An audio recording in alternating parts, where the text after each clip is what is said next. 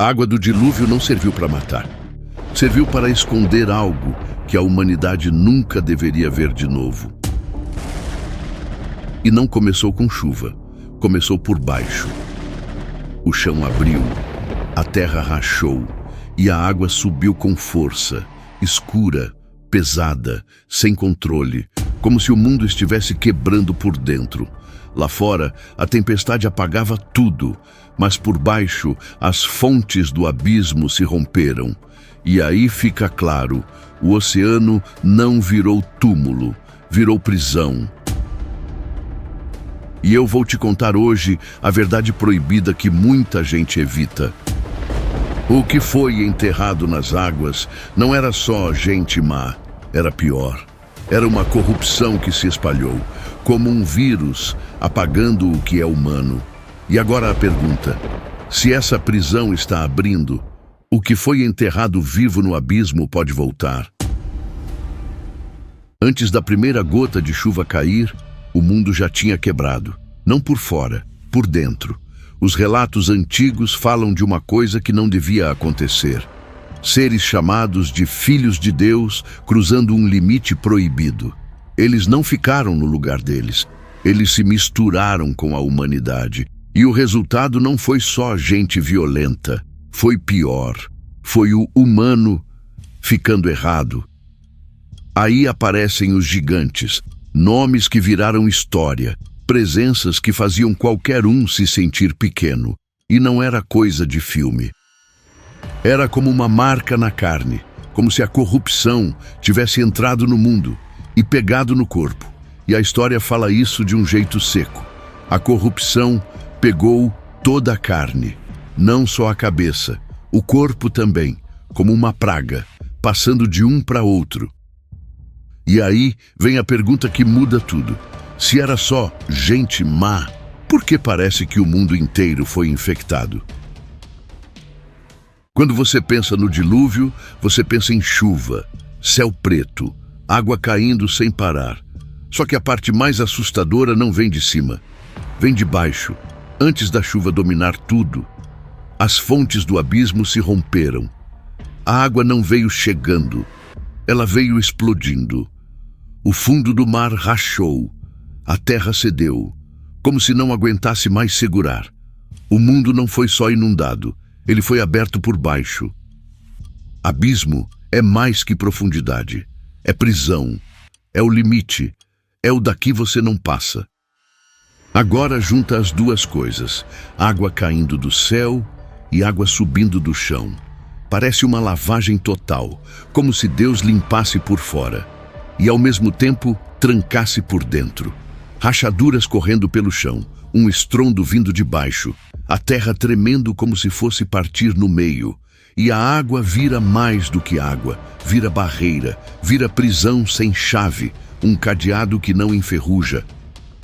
O abismo vira o endereço do silêncio, um silêncio pesado, como se alguma coisa tivesse sido empurrada para baixo e obrigada a ficar lá. E aí vem a pergunta que incomoda: se era só para apagar o mal, por que abrir o abismo antes? Por que trancar o mundo por baixo?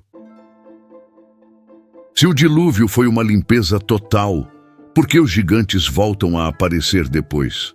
Quase ninguém percebe isso. A história não termina quando a arca encosta no chão. Séculos depois, nomes voltam a ecoar. Gigantes, homens enormes, presenças que metem medo, como se a sombra do mundo antigo ainda estivesse ali. E aí nasce a pergunta que dá frio na barriga. O dilúvio falhou. Ou ele fez outra coisa, além de matar? Porque existe um detalhe importante. Algumas tradições antigas dizem que a água destruiu o corpo, mas não apagou tudo, como se tivesse sobrado uma mancha. Você lava por cima, mas a mancha continua. Não é coincidência, é repetição, como se a mesma coisa tentasse voltar. É como se o dilúvio tivesse limpado a superfície, mas empurrado a raiz para um lugar que ninguém vê. E agora a pergunta que abre a próxima porta: se Deus não queria que aquilo voltasse, Onde ele guardou a chave? E se eu te disser que existe um tipo de prisão onde certas correntes nunca enferrujam? Se os gigantes morreram, então para onde foram os que começaram tudo? Aqui a história muda de tom. Deixa de ser só sobrevivência e vira investigação. Textos antigos falam de seres que quebraram um limite. Eles não ficaram no lugar deles. E por isso, não foram só expulsos, foram presos. A linguagem é gelada. Fala de escuridão profunda. Fala de correntes que não se quebram. Como se existisse um lugar trancado, feito para segurar o que não pode andar livre. Imagina a cena enquanto a arca flutuava na água. No mundo invisível, uma prisão era fechada, e não é prisão de pedra, é pior. É um lugar onde não tem saída, onde o tempo não ajuda e o caminho de volta não existe. Esses seres não foram mortos, foram guardados, como se estivessem esperando um dia marcado. E aqui entra a parte que quase ninguém fala em voz alta. O dilúvio não foi só castigo. Foi a tampa do mundo visível em cima de uma contenção invisível. Como se Deus estivesse isolando a fonte do problema, trancando o começo da infecção e deixando as águas por cima para ninguém ver, para ninguém mexer. E agora vem a pergunta que não cala. Se era só para destruir, por que prender? E se a água foi escolhida para manter isso fechado, o que ela tem que o fogo não tem?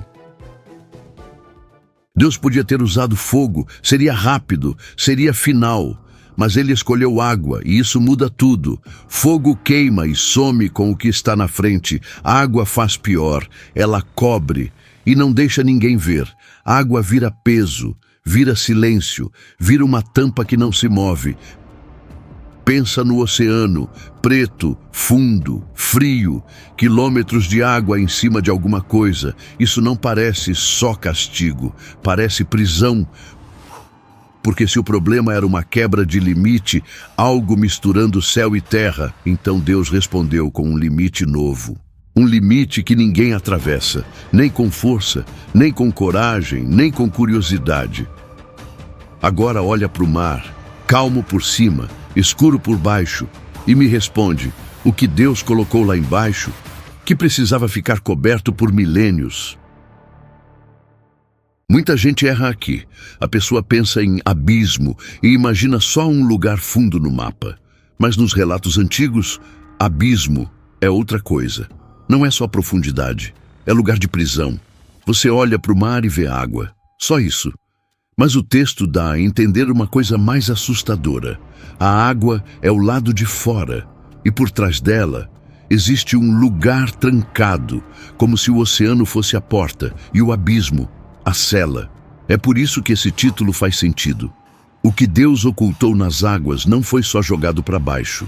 Foi colocado num lugar onde ninguém alcança, onde não dá para puxar de volta. E quando a água cobriu tudo, não foi só inundação. Foi como se o mundo inteiro virasse uma cela por um tempo. Não foi só esconder, foi trancar, foi colocar longe e deixar o mar por cima, como parede. Agora pensa, e se debaixo não for só fundo? E se for uma porta que ainda está fechada? O que garante que esse limite nunca vai abrir? E se o que está lá embaixo só estiver esperando a hora certa? Agora presta atenção. Porque isso aqui não é só castigo. A verdade proibida é simples e é pesada. O dilúvio não foi só para apagar gente má, foi para impedir que a humanidade fosse estragada de vez. Não era conto de fadas, não era folclore, era sinal de que alguma coisa estava errada. Era um problema na carne, uma mistura errada, crescendo, se espalhando. Se aquilo continuasse, não ia sobrar humano como a gente entende. Ia sobrar outra coisa. Por isso Deus escolheu água, não para queimar rápido, mas para trancar. Naquele dia, a terra virou uma cela e a água virou a porta. Uma porta que ninguém arromba. E aqui está o segredo que quase ninguém fala. Se o abismo é prisão, então o mar que você vê hoje é só a parte de fora. Por cima, azul, calmo, bonito. Por baixo, um limite, um não passe. Um lugar feito para segurar algo que não podia ficar solto. Talvez Deus não escondeu isso por vergonha. Talvez escondeu por misericórdia. Porque tem coisa que, quando vira curiosidade, vira convite. E tem porta que, se alguém abre de novo, o mundo paga. Então, lembra do título. O que Deus ocultou nas águas não foi só o passado. Foi uma proteção para o presente. E a pergunta final é inevitável. Se isso foi trancado uma vez, o que acontece no dia em que tentarem abrir de novo? Agora para e pensa de verdade. Se os relatos antigos tratam abismo como um lugar que pode ser aberto, então o dilúvio não é só passado, é aviso. O oceano ainda está aí, imenso, fundo, silencioso, e não como cenário bonito, como lembrete, porque algumas fronteiras existem por um motivo, e quando alguém atravessa, o mundo paga. Debaixo de cada onda tem peso. Peso de uma decisão que trancou coisas que a gente não devia encarar. Então eu te deixo com uma pergunta. Para você, o abismo é só metáfora? Ou é um lugar real, invisível, que ainda está esperando a hora certa? Se isso mexeu com você, fique por aqui e me diz nos comentários. Para você, o oceano guarda o quê? Porque esse mistério muda quando você muda o ângulo, e eu tenho a sensação de que a gente ainda não viu a parte mais escura.